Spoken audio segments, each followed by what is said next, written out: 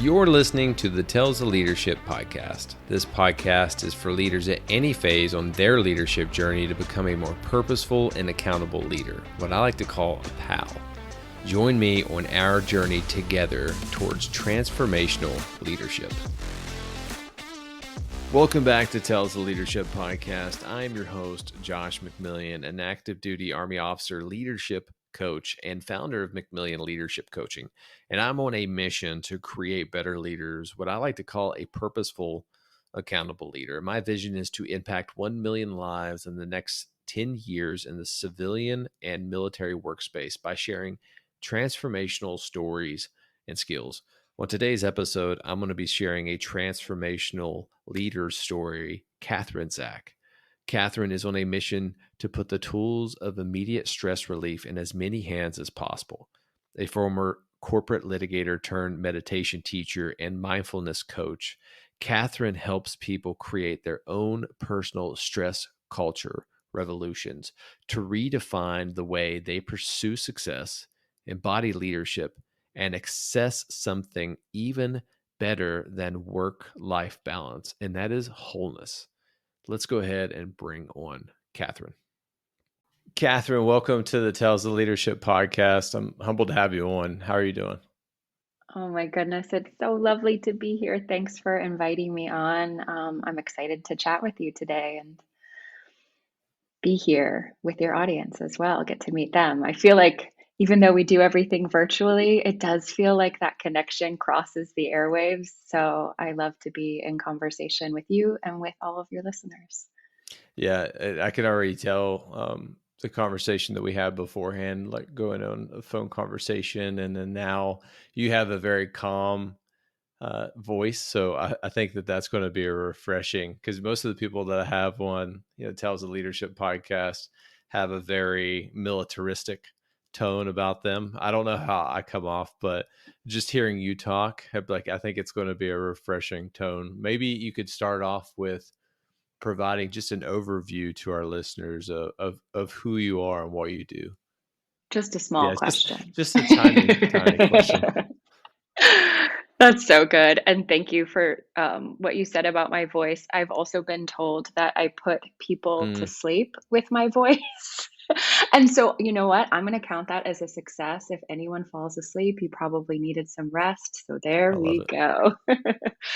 And that's a good segue into, I guess, who I am and what I do in this world. I am a meditation teacher and a stress coach and a relaxation guide. And I came into this work not because I myself am a naturally calm, patient, relaxed person, quite the opposite. I actually came into this work as a second career. I started my professional life as a corporate litigator. So, you should be glad that you're not hearing my lawyer voice, because that's a scarier one for sure. And I left corporate law 9 years ago, really to solve my own stress problem. And then by way of doing that, started to teach and share this work with others and haven't looked back since. So there's going to be so much goodness, I think, to get into that journey of how you went from being a corporate lawyer into mindfulness coaching and then kind of where you are right now. But I always love starting off the conversation with the same, just simple definition, because we all have different definitions of leadership. But I want to hear, what is Catherine's definition of leadership? How do you define it? Oh my goodness, another small question. I believe that everyone is a leader, and I think many of us don't claim that for ourselves, but it's true. I think you are a leader anytime you walk into a room, anytime you share space with others. And it's not just what you say, it's how you make people feel, it's the space that you create. Every time we interact with others, we have the ability to show up as a leader, to show up and just change the air in the room. I mean, we know what that feels like. I think about this a lot in the context of my work, which is working with individuals and talking about their own stress levels and their own nervous systems. I always say every collective has a nervous system. Like Your office has an organizational nervous system. Your family does, your neighborhood, your community. And so just by showing up in those spaces and shifting our energy with our mere presence, that to me is like the essence of leadership. You said something that I already really like, and it's they change the air. So leaders have the ability to change the air, and it's so true. If you've ever, and I know you coming from the corporate world, corporate legal, there's definitely a different atmosphere when you're at work versus like being in the military. Probably the same. You have a different heavy atmosphere. But if you go into Mhm. for example, I just went out for a couple months ago to one of my vendors that I work for in my current program, and they were on the West Coast, very creative, very intuitive company. So totally different vibe within work, but it all comes down to the leader and the culture that they set within that organization. What type of environment do you want to establish within your life? Which I think is important because you said Mhm. another amazing thing, and I love your definition of leadership is that we are all leaders, and you're a leader of yourself first, and that's a very important note. So already starting off with some really good nuggets. I love it. Oh, thank you. Yeah. And I think, we've talked about this in our earlier conversations. We're both Yeah. parents. And I think that's such a great example of like the essence of leadership because it's not just about what you Mm, say, right? And you know that being a yeah. parent, you're like, your kids know when you are saying one thing and you Yeah. mean another. Like they just see through all of it. And I think we all have that ability. We just sometimes lose it as we get older, but it still matters. It still counts. Your actions have to match what you're saying. And I think that's also a big part of leadership. Deeds and words. For a long time, I always said deeds, not words, but you have to be able to align deeds and words. And just a quick story because you're so true with parents. We're trying to break the habit of having my children eat in front of the TV. So they eat in the dining room. Well, then yesterday I caught myself breaking the rule. I was like, "Oh, I'm just going to go eat in front of the TV with my kids, and it'll be okay." And then my daughter, which is very cerebral, an intelligent young lady, Dad, you're breaking the rule. It's like, "Oh, okay, yeah, you're right. I am. I'm breaking the rule." That's right. Oh my gosh, that makes me think of all the things. Like we could have a whole episode on parenting and Yeah. screens. I love that. Another thing it makes me think of is like leaders also need to know, you need to know what the rules are and when and how to break them, and also to own when you're not in alignment with breaking them at the right times.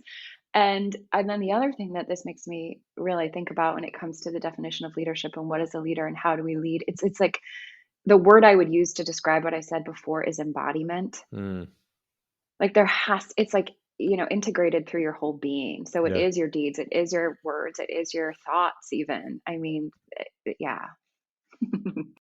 So that kind of reminded me of a whole concept when I was going through my leadership coaching that I didn't really understand beforehand. We always have a leadership philosophy. Whenever we go into an organization, you want to have a leadership philosophy, but most of the times I feel that leaders nowadays that are leading organizations or large teams, that leadership philosophy is just words on a paper. It doesn't mean anything. So we were going through an exercise with JR Flatter, and I use it a lot, in the podcast and the coaching. It's called a house of leadership. So what is your Mm, metaphorical house of leadership? What's the base foundation that you lead yourself and others with? What are your four walls of how you would build that leadership? What are the pillars and the components, the core values that you hold near and dear to you, and then the roof of that? And if you can build your house of leadership and it's right on the right foundation, it kind of goes to what you were just saying. When you're placed in an ethical or a moral issue of where, hey, should I go by the book on this or should I follow my gut? Then mhm. when you have your core values and you know who you are, you can do that much easier versus if you don't know who you are, truly who you are, you kind of hesitate, I believe, in those moments. Yeah, I love everything you're saying, and it's like it's so both and. We Yeah. absolutely need to understand like what our theoretical take on things is, but if we only live in that space, we're not really leading. It's again like parenting. I use parenting as a metaphor for so much because it's like nothing is The theoretical, world's best nothing is leadership challenge. hypothetical. Right. You're living, you know? It's like it has to be happening in real time. These lessons don't just live on like a placard on your wall. It's like it comes to every decision making moment, even as simple and mundane as like, where are we eating dinner tonight, Yeah. kids? Yeah. And I And love it. that's the other thing. Oh no, go ahead. Go ahead. No, I was gonna say I could see some of the art on the background too. Usually I have some of my daughter's art back there. But yeah, that it's so yeah. What were you gonna say? I'm sorry. I don't remember, but it wasn't that important. It'll come back to me. Something about yeah, it'll come. It'll come. You know, it's not theoretical. It's got to be lived. And oh, this is like to kind of pull all the threads we're weaving together back into the same tapestry. Like Mm, some people look on the outside at the decisions that I've made in my career, like corporate litigator, you know, very much beginning my professional life in this adversarial, high stress, fast paced, high stakes environment, and then like leaving to teach meditation. I mean, those things seem quite different, but there's so many parallel, there's so many roots of my work yeah. now that come from my training as a lawyer. And one of the biggest things that you move, one of the biggest distinguishing factors of how things are organized as a lawyer and in law school is that you learn substantive law, like Mm, property law, tort law, contract law, and then you learn procedural law, like civil procedure. How do you take this law through a civil litigation, criminal procedure? How does that work? And it's always both. You need to know the meat of what it is, and then you need to know the how of how it comes to life. Yeah. oh, we haven't even gotten like 10 minutes in this episode. I haven't got to any of the questions I want to ask you, but then that also reminds me of another thing.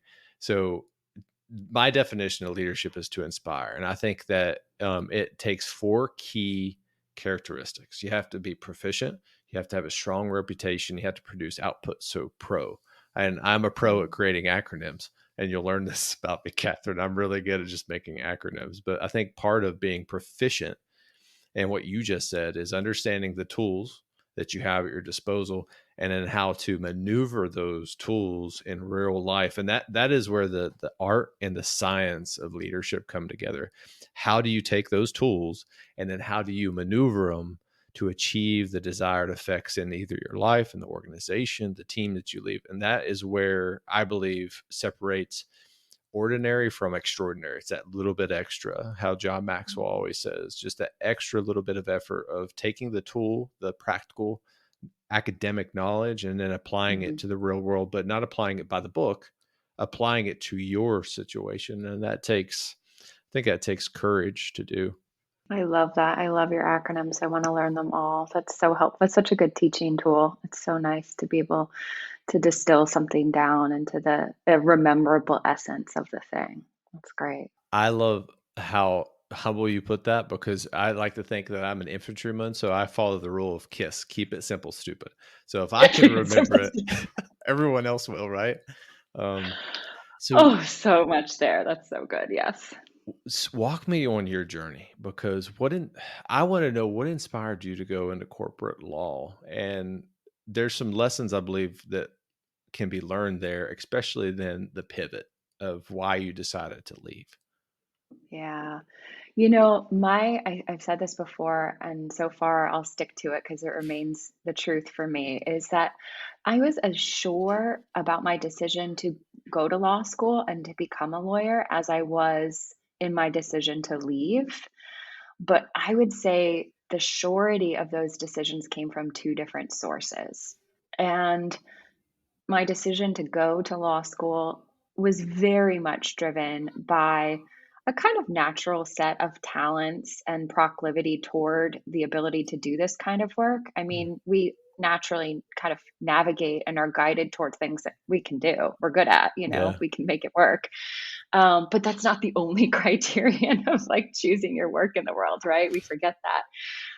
So I think I had like a natural ability. And then as we grow up, we start to receive these signs of external validation and, go walking the very straight and narrow linear path of always doing the next right thing that took me to law school and to big law was like all the road signs I had were the nods of approval and, oh, that's very good job. And that's very impressive. And you just pick up these signs that you're doing the right thing in other people's eyes. And so I felt sure that I was making the right decisions. Everyone around me was confirming that for me.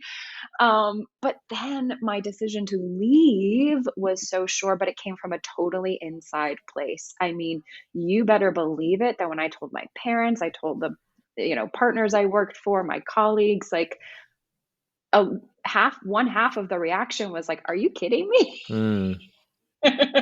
So I better, have known from the inside out that that was the right decision for me because half the people around me thought I was nuts, you know? How did you realize that that was the right decision for you? Because that's a hard decision. I put myself in some of my friends' shoes that I thought was, going to go well above me in my military career, but they chose to get out. And a similar path is that when we walk this linear path, being in the military, there's a rank structure to it. There's a very linear path for us to be successful. But when we deviate from that, like you just said, people are like, why are you doing that? And I have a buddy of mine right now. He turned down CSL for lieutenant colonel, which essentially means he ended his career, 22 years in. He ended his career because he chose to take a job that he was deeply passionate about versus going and doing a job that he could have done, but he has no alignment there between the head and the heart. And that Mhm. takes courage. How did Mm. you work through that? Mm. Well, I have to put myself back in those shoes, which were very different shoes than the ones I wear now. Yeah. I knew my husband. We were just kind of getting together at this juncture. I was in my late 20s. I didn't have children. Like I was making that decision for me. And I didn't have this like larger kind of decision making structure that I have now almost 10 years later, which Oh, is like needing to make decisions that are the best for not only me but my family. So I yeah. just to kind of it didn't feel as courageous to me then because it was just me, It was like I could do this. And so that's like some context I feel like. But how did I get to that place of knowing there's this wonderful book, and I am such a student as much as I am a teacher, and I learned so much from books. And there's this beautiful book. It's written by this man named Parker Palmer, and he's an educator, and he's an activist, and he's a leader, and he's in his 80s, which like I just love. I really love learning from people who have decades of experience and wisdom to share with me. And this book is called Let Your Life Speak. And the premise of this book, and it comes from a philosophy that I think is pretty ingrained in Quakerism, which is his faith background. And it's like we go around telling our life what we think it should be, right? We're like, this is what I want out of this experience. This is what I think it will look like in the end. And this is what I'm good at, liberal arts history and arguing. I should be a lawyer, right? Like we're telling our life how it should come out. And letting your life speak requires listening to what your life actually wants from you. And the distilled essence of that he talks about is your vocation. It's a calling. This is from the Latin root word that means to call. And so, in order to live a life and make choices that align with your vocation and not like an external definition of success, you have to listen.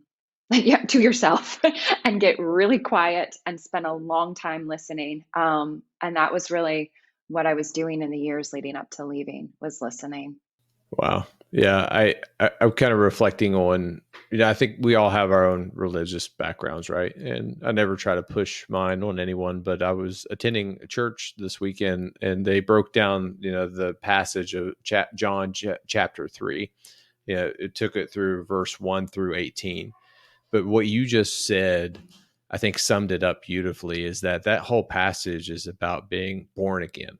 You can be born again in your life and reinvent yourself. The labels that other people give you aren't necessarily the labels that have to define you for the rest of your life. You can follow your passion, you can follow your purpose, and that's so true. What you just said is the secret to that. And I'm starting to discover that now is slowly silencing your mind and spending time to think. And that's hard to do. It's hard to sit down and to journal and to think through a complex problem. But when you can do that, it just flows. It just flows out of you. Yes, and I was just thinking about what you were saying about being reborn and coming back to our earlier kind of nods to this idea of like a straight linear path. I mean, we are so we are dear, tender, fragile human beings who also have a lot of arrogance in thinking that even though the entire natural world around us shows us that we exist in cycles, that growth is not linear. I Yeah. mean, I'm looking outside my window right now. We have a snowstorm coming later today, and yet the earliest buds of spring are Yeah. shooting up. It's like these cycles are all around us, and we think, oh, that's not for me. I can just go straight forward really fast for the rest of my life Yeah. on this one track. Come on. And then burnout. If you do Burnout. that, it leads to burnout. I've seen so many peers of mine that just go nonstop, 100 miles an hour. And then 20 years in, yeah, they're successful, but they have no balance in their life. And I guess balance for me is, I don't necessarily like the word balance, because I believe that okay, perfect. Because we're chasing that moment in time, and it only comes in a fleeting. But if you can chase harmony and just be okay in acceptance of where you are within your life, maybe you need to spend more time with your family. Maybe you have to spend more time at work to get through that season, which what you just said. And I feel like we're on the same wavelength, which I love. And I'm also kind of depressed that I wish I had snow. It's actually a nice spring day here. Yeah. But I think that is the key, is that you have to be okay with the changing of seasons and not trying to force a plan, because when we fight the plan, we lose the battle. And it's the same when we go into me putting my military hat on. I can create the perfect plan in the world, but once I get into contact with the enemy life, it's going to change, and I have to be okay to allow that to change and not try to force it, because when you force it, then it just leads to burnout. Yes, I mean, my working definition of burnout is like continually asking yourself to give what you no longer have Mm, left to give. Like you can, you're running on fumes, right? Running on fumes. And then we take better care of our cars, right? We allow ourselves to run on fumes, and then we like get shocked when we break down, when we're on the side of the road, we can't go any further. And balance, oh my goodness. I mean, my podcast is called Beyond Balance, and it's really came from this place of like, yes, it's this ever elusive myth we're always chasing that puts so much pressure on us that we'll never get to. And I love what you said, harmony. For me, I think the word I use that lies beyond balance is wholeness. All right, team, let's take a quick break from this podcast. And I want to personally invite you to our private Facebook community that I call Purposeful Accountable Leaders, or PALS. And PALS is a community dedicated to inspiring and developing servant leaders by sharing transformational stories and skills, exactly what Tales of Leadership is all about. My goal is to build a community of like-minded leaders that can share lessons learned, ask questions, and celebrate wins when it happens. And my mission in life is clear. I will end toxic leadership by sharing transformational stories and skills, and you will find countless transformational leaders in this group. Many of them I have had the honor to serve with in the military. If you want to find a community that can help you grow both personally and professionally, we would love to have you. You can simply search Purposeful Accountable Leaders on Facebook, or click the Leadership Resources tab in the show notes to join. I am looking forward to seeing you guys and continuing to grow together on our leadership journey. Back to the podcast. Wholeness. I like that too. Yeah. And balance to me, it's very adversarial. If you're trying to find balance, you've got the two sides of the scale and you're putting some things over here and some things over here. And when you separate out the elements of your life, like they're constantly going to be at war, right? And also not everything can be weighed and numbered and put on a spreadsheet or tracked with an app in terms of metrics. And like I think balance leaves all of that texture and nuance of a whole life out of it. And that leads to a question that I wrote down that I've been wanting to ask you is how do you have such a deep level of acceptance? And what you just said too, understanding that everything in life can't be measured. How did you develop that mindset? Because I'm thinking of you, pre where you are now, but with wearing a lawyer hat, knowing a lot of the Mhm. lawyers that I've had, and I don't know, maybe you weren't like that before, but I'm assuming that was a major mindset change, from most of the lawyers I know of where you are now with, I don't know if you've ever read the book, David Hawkins, the level of consciousness. I think you're No, but much I higher on that map of consciousness of versus probably where you were with the lawyer, and how did you kind of develop that deep level of acceptance? that's really sweet. I mean, of course, like catch me in a moment with both of my kids melting down in the Yeah. kitchen. It's like, nope, never mind. And my husband always does that. Like we'll all be freaking out and he'll be like, gosh, I really wish we knew a stress expert right about now. And I'm like, touche, honey, touche. Yeah. So, and that's the other thing too, is I always have to share. And I do this with my clients and my students and on my podcast. Like, I'm never going to pretend like I have any of this figured out. I just share from a place of integration that's a few steps further down my own path, and that's what I offer. But, you know, again, I'm coming back to books that help me understand this journey, and I just finished this wonderful book, Falling Upward: Spirituality for the Two Halves of Life. Have you read this? Did we talk about this? It is on my list. So I'm just like you, but I'm a slow Uh-huh. reader. As I want to Mm, read so many books a year, but I do it so slowly that I like to journal through it. That is on my mhm. books for this year that I want to read. It's so good. And Richard Rohr talks about in that book that there are two halves of life, and we are very much a first half of life culture. And that's where Mm, things line up like good, mm, bad, right or wrong, metrics, trackable, spreadsheet, all that kind of like you win or you lose. And we need that. It's an organizing principle for creating a life, building a life. He calls that the foundation of life. But he says so many of us don't realize that there's the whole rest of the house to build. And so, if we allow ourselves to get to the further journey of life, which is where we have an understanding that things are not so black and white, that we could appreciate that, growth and change could look like the cyclicality of seasons and not like just getting further up the ladder. Like that's second half of life stuff. And it can be chronological. It's not that way for everyone. Some people never get there. And it's not that you leave behind the first half of life stuff. You just take it with you as you move. So both can mm. be true.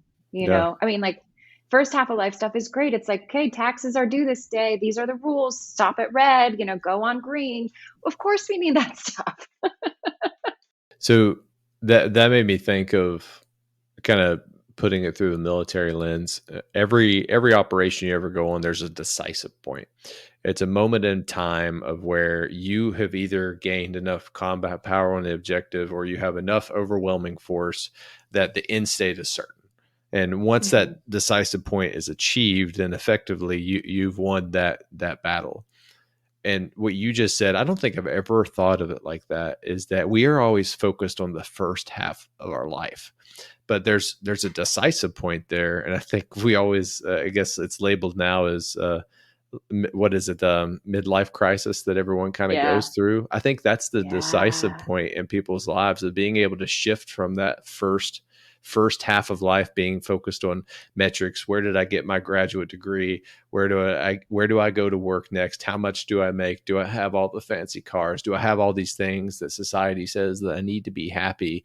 And then you find yourself in that decisive point in your life. I'm not happy. Maybe I have those things. And then you have to have a deep level of acceptance kind of going into the second half. I never thought about that until you just said that. That's amazing. Well, when you get to Richard Rohr's book, when you get there later this year, you'll see it and let me know, because it's just, and David White is another great writer who talks about this stuff. So many, but for me too, and this comes back to your first question of like, so how did you make that mindset set shift? I mean, it was always evolving. I remember being I remember writing down like little scratch notes to myself in that year leading up to this decision to leave. And it took about a year of planning and all of that, because that's the first half of life stuff, how to figure out those logistics. But I remember like writing down lines from the Sufi poet Rumi, 13th century Sufi poet Rumi, on my notebook that had my letterhead, like my name and my fancy law firm on it. Like I would just be scratch writing these notes to myself. And one of them is, out beyond right doing and wrongdoing, there is a field. I'll meet you there. And it's just this, and it's another encapsulation of this idea that yes, there is this binary world in some ways where there's rules and you can break them or you can not, or you could follow them, but there's so much more. And so I think I always had both tracks going. It was just, what was I feeding more at the time? And to get to law school and to get through the bar and to get into my law firm, I was very much feeding that kind of like the mindset that kept me right in that, yep, check the next right box. Yep, achieve the next thing, collect the next line for your resume.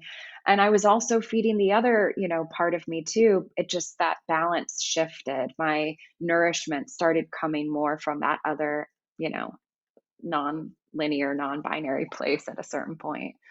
So walk me through, the moment you decided to take a chance. As one of my mentors, Jared Flatter, would say, jump off the 10-meter tower and go into kind of this entrepreneurial space. How did you discover your passion and your purpose? When was that spark that this is it?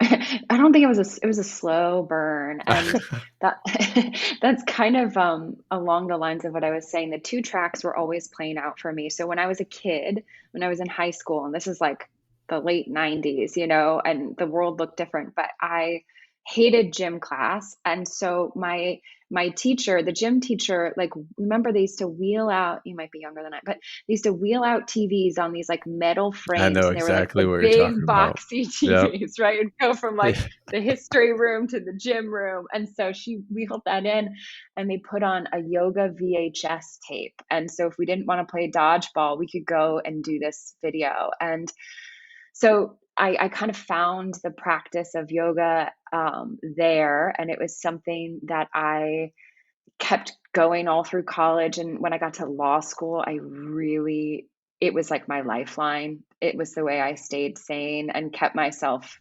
it found that the wholeness. At that time, I probably would have called it balance, to Yeah. not burn out.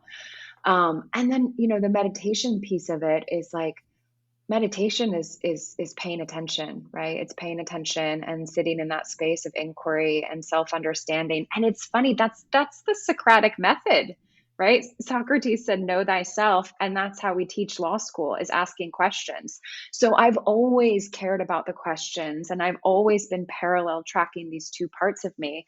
But I think at some point, the kind of, I guess the spark, if there was one, was this moment about 3 years into practicing law where like I had a case that settled, I had a bad breakup, and these are the, like, you got to go through these thresholds to kind of get to Yeah. that decision point, Yeah.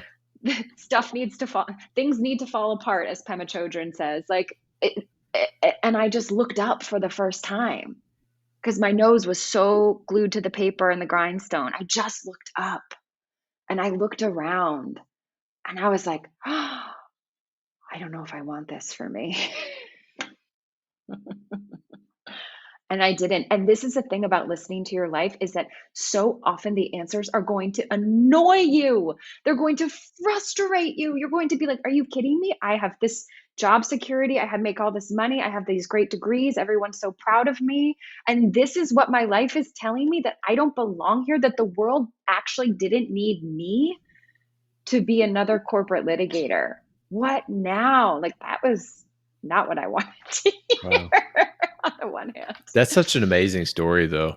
So, walk me through kind of, you know, some of the most impactful lessons that you took from being a corporate litigator into kind of pursuing this space of being a mindful coach. What lessons were you able to pull upon that helped you through challenging times?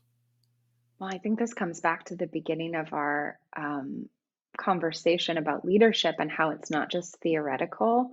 Like, I left my firm, I was living in Washington, D.C. I moved to Washington, D.C. from Philadelphia to work at this law firm. And I stayed in Washington, D.C. when I left and began teaching meditation and restorative yoga in Washington, D.C., which is like kind of like selling hot dogs at the baseball stadium, right? Like everyone is Yeah, stressed. Everyone was a everyone. corporate litigator or worked on the Hill or worked in the military, like, or worked for the State Department. Or, I mean, this is like a high stress, fast paced, high stakes city. And so to start offering work that gave people relief and respite and restoration from that, like hard edge of stress, was just such a natural progression.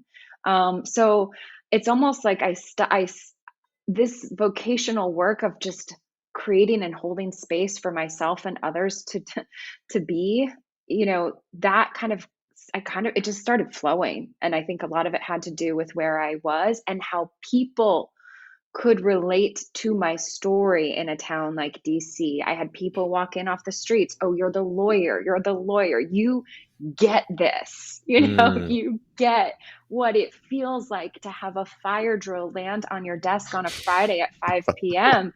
and have it blow up your whole weekend. No. That's happened so many times. Yeah.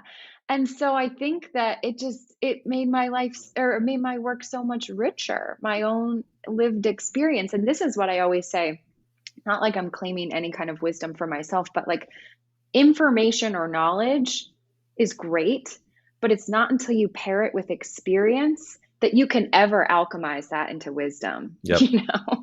or leadership, or whatever you want to call it, something to share. So many things there. And there was one thing that you said. So Aristotle is a great quote that knowing yourself is the beginning of all wisdom. It all starts with us. We have to know who we are. But then you just talked about something, I call it the rule of traction. And this is so oftentimes people want to avoid creating resistance within their life. Resistance is required for change because when we can create resistance, what does it do? It creates traction, and traction is required for momentum. But when we gain momentum, exactly what you were doing in DC with all of these individuals, it turned into a ripple effect of where you had enough momentum gained. It didn't matter what kind of obstacle that you're going to encounter. And in the military, there's 4 types of obstacles: block, turn, fix, or disrupt. 3 of those types are easily maneuvered around.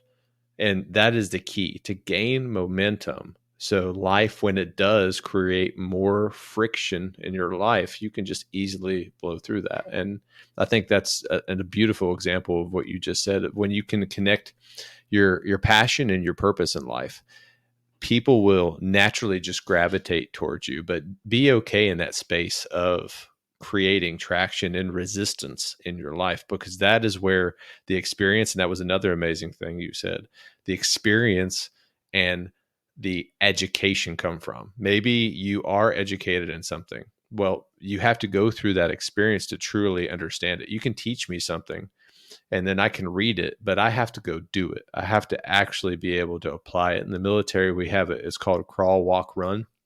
Crawl, show me.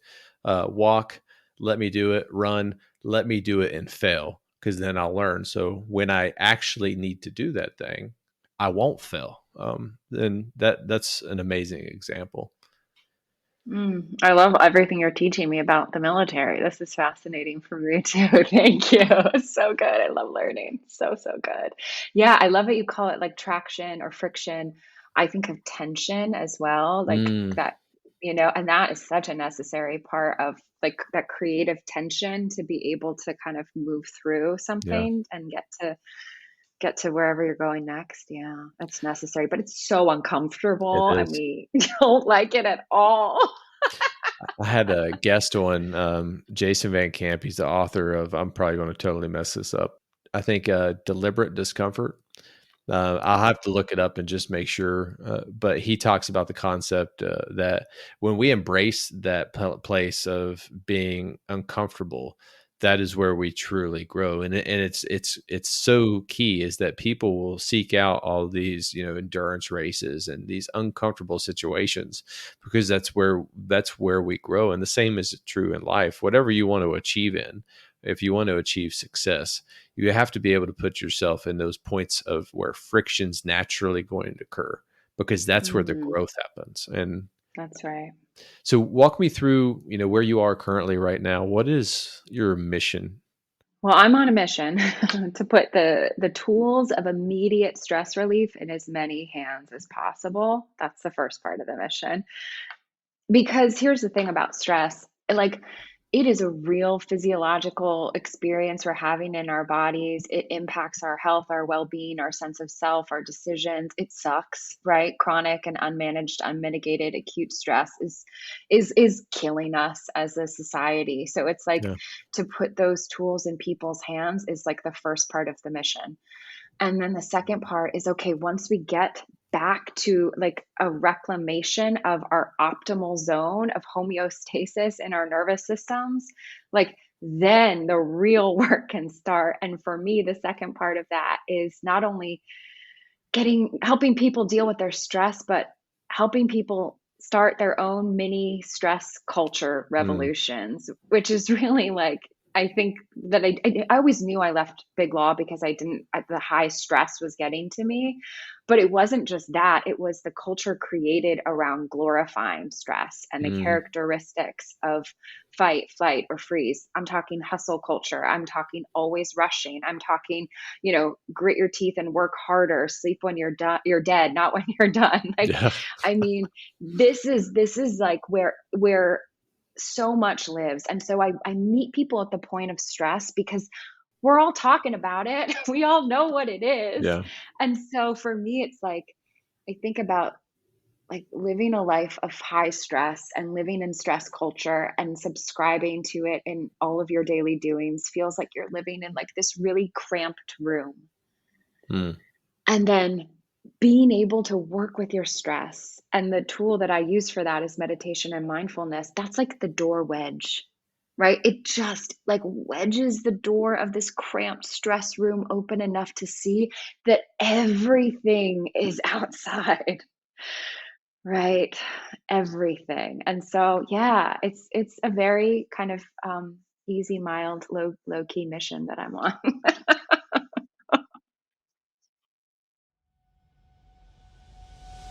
All right, team, let's take a quick break from the podcast episode. And I want to share a leadership tool or resource with you, and that is resiliency-based leadership program. The RBLP's vision is to create a worldwide community of practice committed to building and leading resilient teams. And there's 3 different types of certifications that they focus on, and that is frontline supervisors, middle managers, or senior leaders. So why do we need to build and lead resilient teams? Resilient teams are the key to individual and organizational growth, regardless of being in a military or in the civilian workforce. Building collective resilience teams exponentially increases our abilities to overcome adversity, adapt, and then grow. And then bottom line up front, resilient teams are just stronger together. That's a fact. This is something that I am certified in and that I truly believe in. The best part is it's probably 100% free to you. So if you're in the military and you're active duty, you have up to $4,000 a year through the Army Credentialing Assistance Program to pay for these types of certifications that will help you in your military career, but also when you transition out of the military. And if you work in a civilian organization, you have direct education benefits or tuition assistance that can help cover the cost to this. So here is some facts for you guys. 99% of the people that go through this recommend it to other people. 89% of the people believe after completing this course that they will be better compensated and have better career longevity along the way. 97% are more confident after completing this in their leadership abilities, which ultimately leads to better mission command or autonomy within the workforce. And this one is the most important.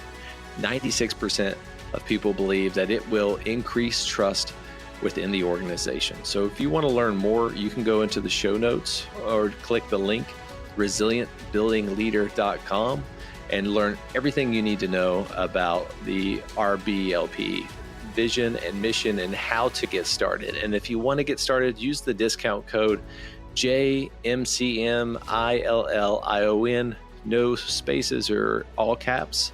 And this will be something that gives you an additional discount. And yes, I do get compensated for this, but this is something that I genuinely believe in and is aligned with my core values and my mission of building more purposeful, accountable leaders.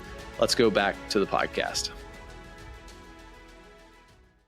Well, it's an inspiring mission, going back to my definition of leadership, but just creating a little bit of light in someone's life to inspire them enough to go seek change. And so could you walk me through what is hustle culture, like how you define it? I think the stress culture.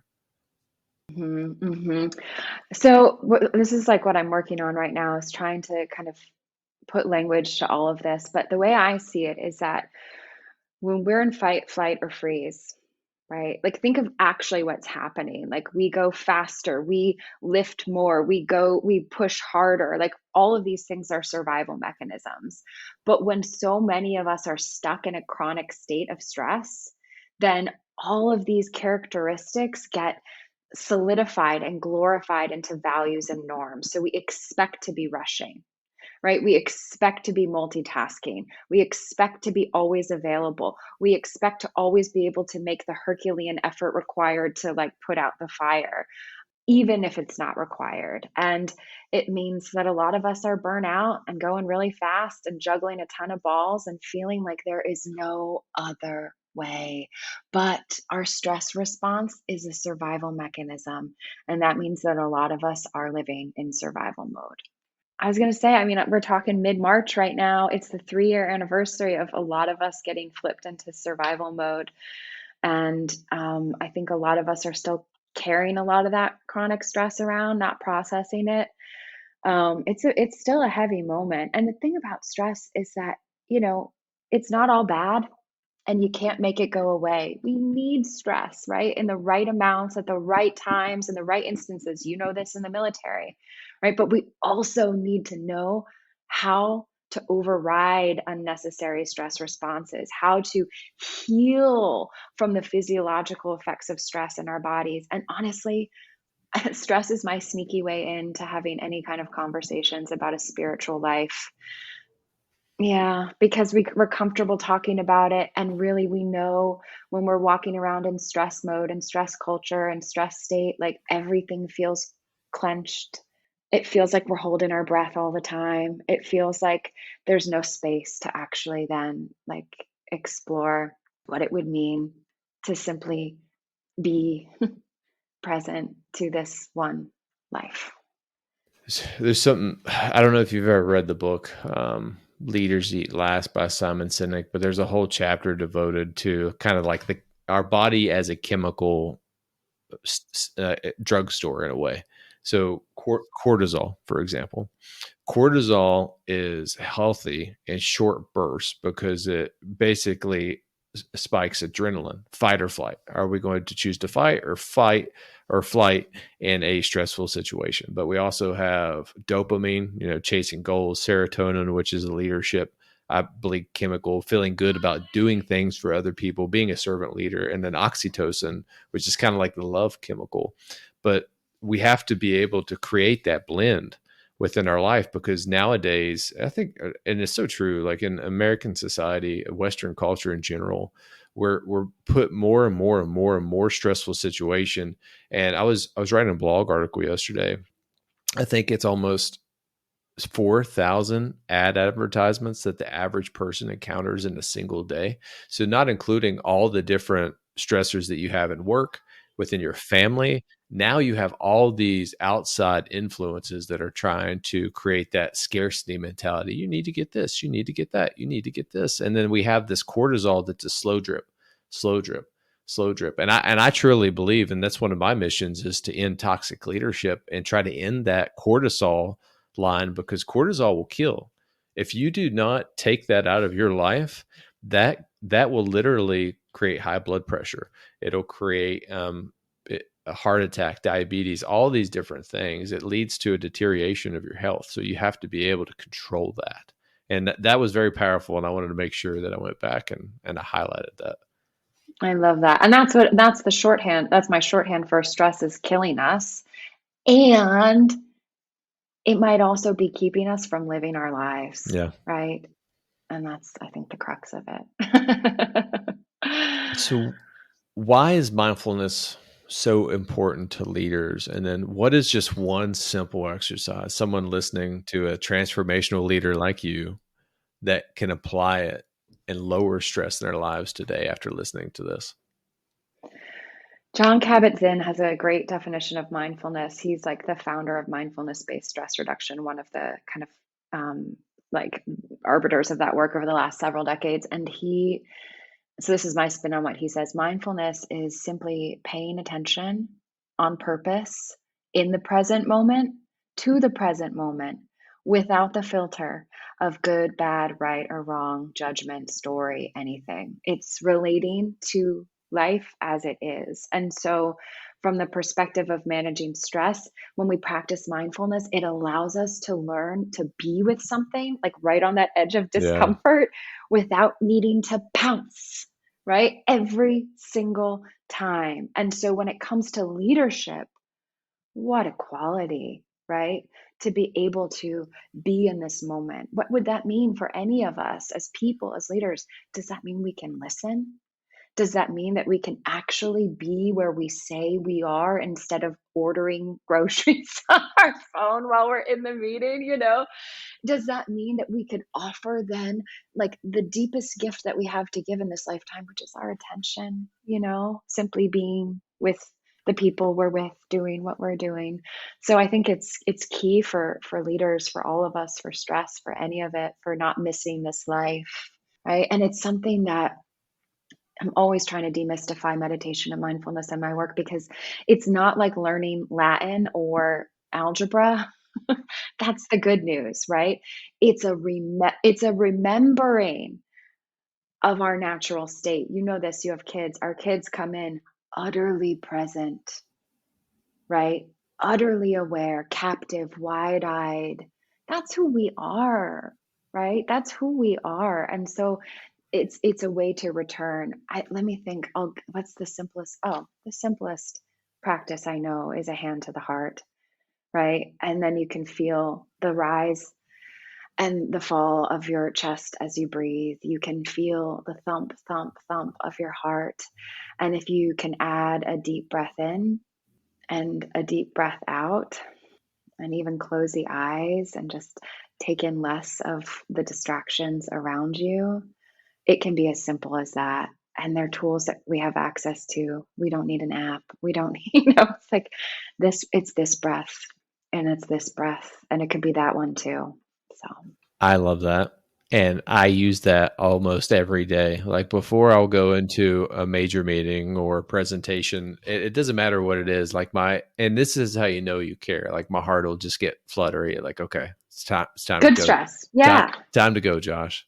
But every time I'll do that, I'll on my own, I'll center myself and I call it stop. So I'll silence my mind. I'll take a tactical pause, observe, and then pursue with purpose. But like at the end of the day, what I'm doing is I'm silencing my mind and just slowly practicing breathing 3 seconds in, 3 seconds out. And I'll do that until I feel my heart rate hit a steady state.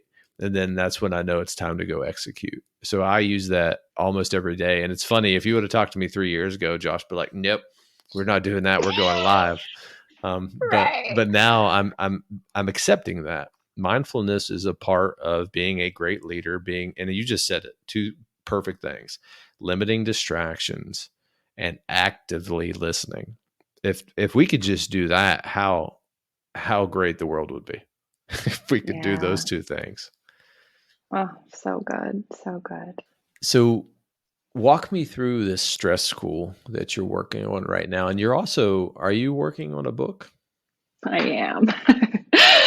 Yes, I am. I'm working on a book about stress and stress culture and remembering our way back to who we really are. And Stress School is an 8-week mindfulness-based stress reduction program that I developed that teaches those basic skills of practicing paying attention and awareness and layering in the breathing and relaxation response exercises that will help you get into the parasympathetic part of your nervous system, the rest and relax and restore and the tend and befriend part of who we are.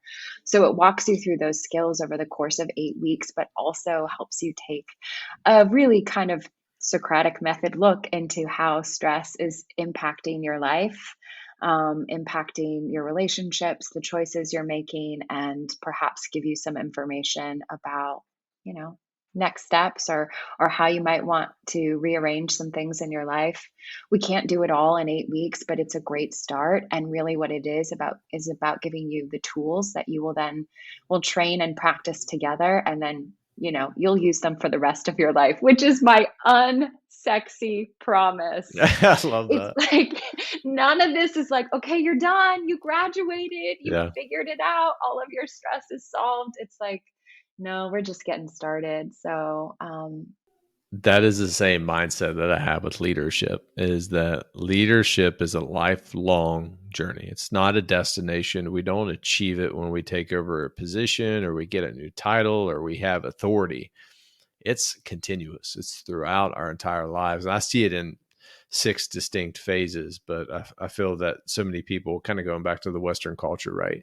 Oh, I'm cured. I'm going to go back, and they just forget everything that they've learned because they've achieved that fulfillment, or how you like to say, I believe, that wholeness in mhm. that moment, and then they totally forget everything they went, and they get back into the world, and then the world does the same thing.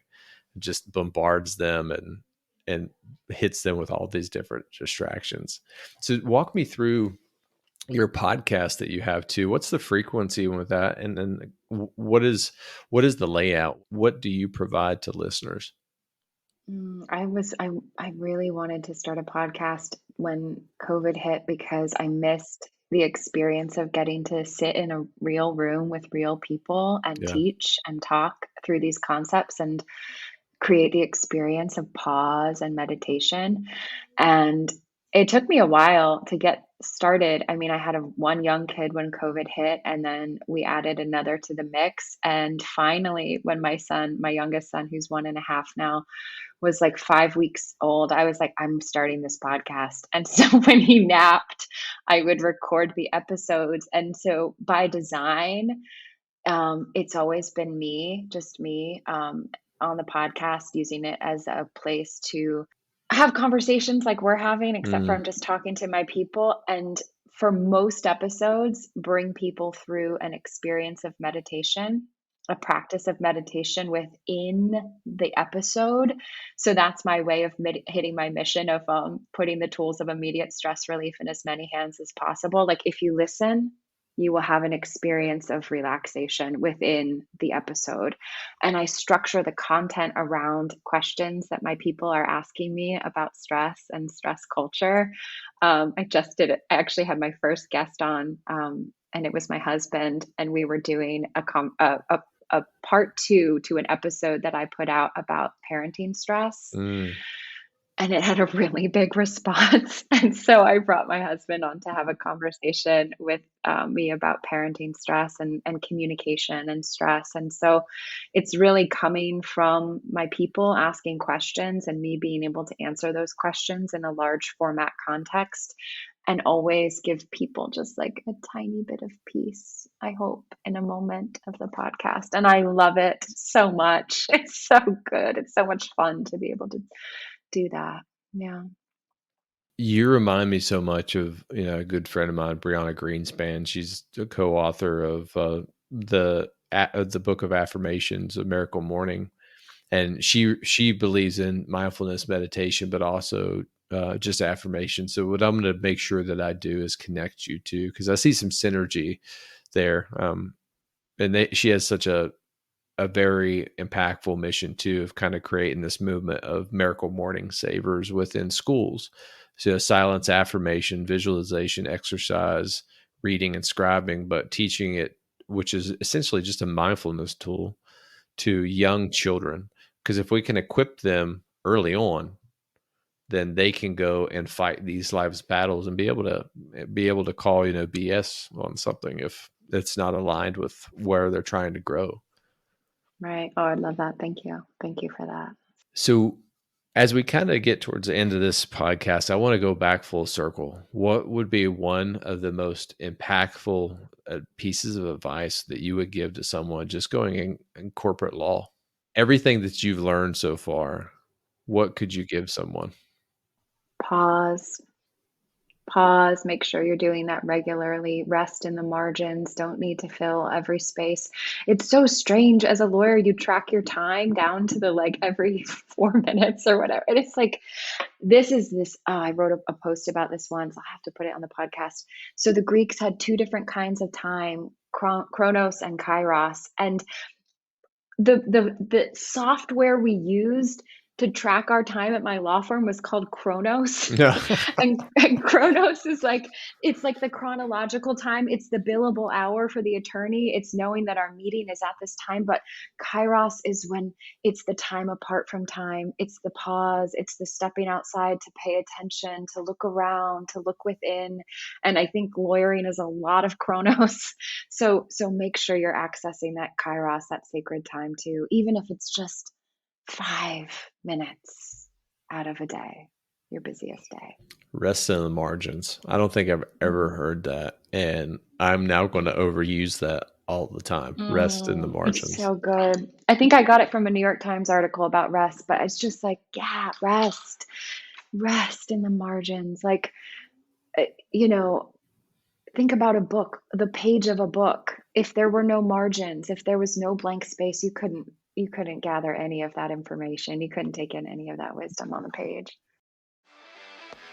It's time for our final show segment that I like to call the Killer Bees. These are the same 4 questions that I ask every guest on the Tales of Leadership podcast. Be brief, be brilliant, be present, and be gone. Question 1. So what do you believe separates a good leader from an extraordinary leader? Empathy, compassion, kindness, listening. All right, question 2. And you've already provided a lot to this question, but what is one resource that you would recommend to our listeners? Taking 5 minutes out of your day to sit with your hand on your heart and close your eyes and breathe. And if you can't sit, no problem. Take yourself for a walk without your devices. Just try starting 5 minutes a day. Yeah. Question 3. If you could give yourself when you were younger a piece of advice, what would it be? Oh, dear one, be kinder to yourself. It's all happening, and trust the timing of your life. So the final question, how can our listeners find you and how can they add value to your mission? Oh my goodness, that's a good one. You can visit me at catherinezack.com. You can find the podcast there. You can find ways to reach out to me directly there. And on Instagram at Cath Zack. The podcast is called Beyond Balance, so you can find that anywhere you listen to your podcasts. You know this, Josh, I am not great on LinkedIn. I am there and you can find me. But if it takes me a while to respond to you, I just haven't seen your message yet. I try to choose where I show up in terms of tech because otherwise it's too much stress for me. So go to the website. You can find a way to reach me directly there. And I'd love if people listen to this episode and want to check out Beyond Balance and share it. If you happen to know anyone else, who's stressed. Yeah, no one in the world is stressed. No one. Oh, thank you. Catherine, this has been an amazing episode. Thank you for being intentional with me for this past hour and talking about one of my passions, which is leadership, and then talking about one of your passions too, I believe. This has been a great episode. All right, team, it's time for our after action review. That was an amazing episode with Catherine Zack. But what are the top 3 takeaways that you should have? Well, these are the top 3 takeaways that I took from this episode. And the first one is we have to understand the tools and how to maneuver those as a leader. So we're going to be put into situations that are just thrusted into chaos. We may have an academic sense on how to lead those organizations and how to be well within those organizations, but it comes down to taking that tool that we have and effectively using it on the battlefield to get to those desired effects. And I talk about this a lot, but it's throwing the book out. That is where the science and the academic of leadership come together. Can you take those principles that you've learned in a school situation or even within on the job training and apply that resource to the situation you're going through right now? Because no book definition of solving a complex problem exists, because life is messy and it's chaos. So we have to be able to understand the tools at our disposal and how to maneuver those tools on the battlefield. And the best metaphor that I always come up with is from an infantry perspective. I have all these arms rooms full of indirect fire systems and direct fire systems, but I don't have to necessarily use every single one on every mission that I'm going after or when I encounter the enemy on the battlefield. I use the correct weapon system to achieve the desired effects. And that comes down to the discretion of the leader. And that is what I believe creates ordinary and extraordinary leaders. Extraordinary leaders have that ability to use the right tool at the right time and maneuver it effectively on the battlefield. The next key takeaway that I have from this is success is not a linear path. And you have to kind of break that habit, especially where I'm in acquisitions right now. You may talk to everyone around you and they're like, hey, you got all the right degrees, you got all the right things, you're on the right path, but are you on the right path? Because only you can determine if you are making the right choices in your life. And it comes down to just truly understanding who you are. And I was sharing through the church sermon that I sat in. And by the way, Chris Hodges, Church of the Highlands, Birmingham, Alabama. If you're listening to this podcast and you're looking for a church, that is an amazing church, and he provides online church services as well. But he broke down the Bible verse, John chapter 3, all the way from, verse 1 up to verse, I believe, 22. And it talks about that entire chapter in the Bible is so powerful, but it's so powerful because it talks about how we can be born again. You're not on a linear path in life. You can be born again. And remember, we have a decisive point.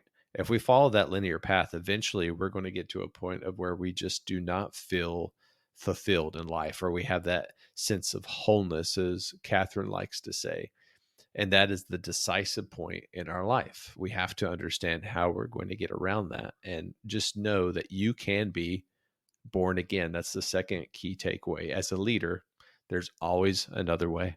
It may not be the best way to do it at the time, but there is always another way. And the final one that I have, and it kind of feeds into the second one I just provided you, is find your wholeness. And I share, my definition of fulfillment. And we both agree, Catherine and myself, that balance is a negative word because it requires a dopamine fuel to keep that.